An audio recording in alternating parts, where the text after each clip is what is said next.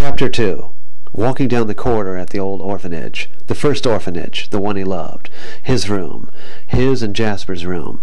The window seat. The two beds. Jasper looking up from his desk, smiling, glad to see him. Jasper saying something. Something very important. The most important message. The secret message. But the buses. The buses were so loud. He couldn't hear him. Louder, Jasper, louder! But Jasper keeps smiling. Keeps talking, doesn't notice. Millions of voices, and the matron and the doctor are there, and the wardens, and the social workers, and the foster parents, and Jasper's off in the corner. He can't see him anymore. Can't hear him. What was the message, Jasper? What was the message? A shiver went through him. He swayed, lifting his sweaty forehead from his arms. It took him a moment to realize where he was, and that he must have been dreaming. The dream had been beautiful at the beginning, terrible at the end, but he longed to be in it again, if only he hadn't awakened. That was when he noticed the figure moving far below him, a very small figure with dark hair, walking up a flight of steps. His heart began to beat furiously. He started to call out, but at the first croaking sound his voice caught in his throat, and he blushed. Very slowly and cautiously, resting his hand on the step, he stood up.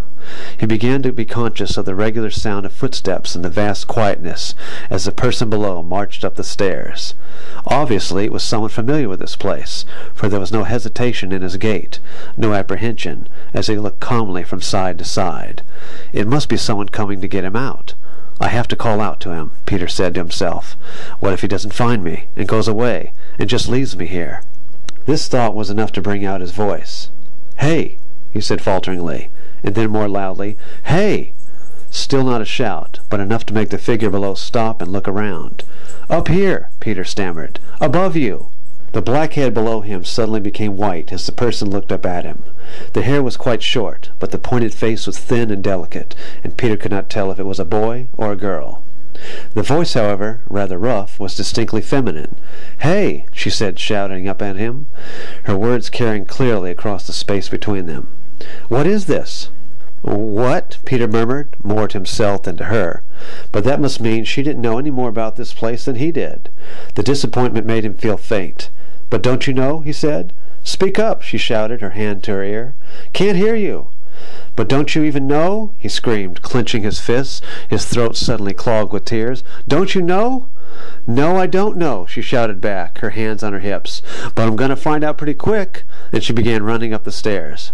As she bounded toward him, he reflected that even if she couldn't get him out, it was probably better to have her here than to be alone. Although she was a bit frightening, he wished it could have been someone else, who seemed gentler. He looked aside as she reached his landing, too shy to meet her gaze.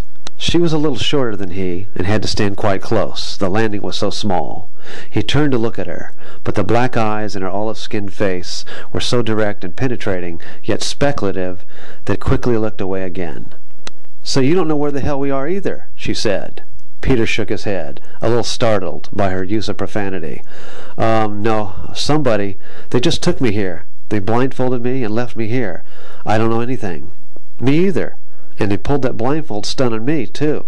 I knew they had it in for me, but I never thought they'd do anything like this. Who brought you here? Anyway, I mean, you must have known who it was, if they took you away from home and all." "But they didn't. I mean, I don't have a home. I don't have any parents. I live in an orphanage." "So do I." "You do?" She nodded.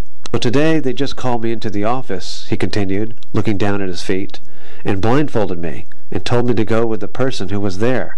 They tied my hands." "Can't you talk any louder? I'm right next to you, and I can hardly hear a thing you're saying." He raised his voice with an effort. "And took me in this car and brought me here and took the blindfold off, and that's all." "Yeah, same with me, except I thought I knew what they were doing. They'd been threatening to throw me in the reform school for months, and after that last little trick I pulled," she paused and chuckled to herself, "after that I thought for sure they'd finally do it. But you, hey, look at me, I don't bite." He raised his head, his eyes wavering across her face. "You don't exactly seem the type who'd do anything they'd get after you for." "No," he said. "I never did anything they didn't like. That's why I can't understand why they did this to me." "Yeah, well, I don't get it either, because if you're here, it couldn't be like a punishment thing. So you're an orphan too. That's kind of interesting. It must mean something." He said. It was awkward, standing so close to her. So carefully, he stepped back and sat down on the second step, looking over both sides to make sure he was exactly in the middle. "But the question is, how do we get out?" she went on. "Got any ideas?" He shook his head. "Yeah, well, let's see." She was wearing jeans and a tight black t-shirt, standing with her feet apart and her arms folded across her chest. She took a package of cigarettes out of her pants pocket and held it out to him. He shook his head. Smoking was a serious offense, but she seemed perfectly comfortable as she pulled out a cigarette with her lips, lit the match with one hand and brought it to the tip of the cigarette, then flicked the match down into the void. "Let's see," she continued, blowing out smoke. "The thing I can't figure out is, are we above ground, underground, or what? I mean, if we were above ground, the way out would be down there. If we knew we were underground, the way out would be up. Could you tell when they brought you up here?" "No, neither could I. That must have been part of it, the rats, not to let us know where we are." "What?" He hesitated, then went on. What was the trick that you did?" "Huh? Oh, that!" She smiled. It was a conspiratorial smile, and her eyes, wrinkled at the corners, lost some of their wariness. "See, there's this big cow of a matron at the house I live in, and she really hates my guts. God, all the extra stuff I have to do. And lectures. Young ladies don't do this, young ladies don't do that. It's all made me just want to puke. So the other day," she giggled, "I snuck into the science room. You can get past the electric eyes if you crawl, you know. And there's this snake there, in a cage. Just a black snake, scared to death of people. So I broke open the cage, took the snake. You picked it up?"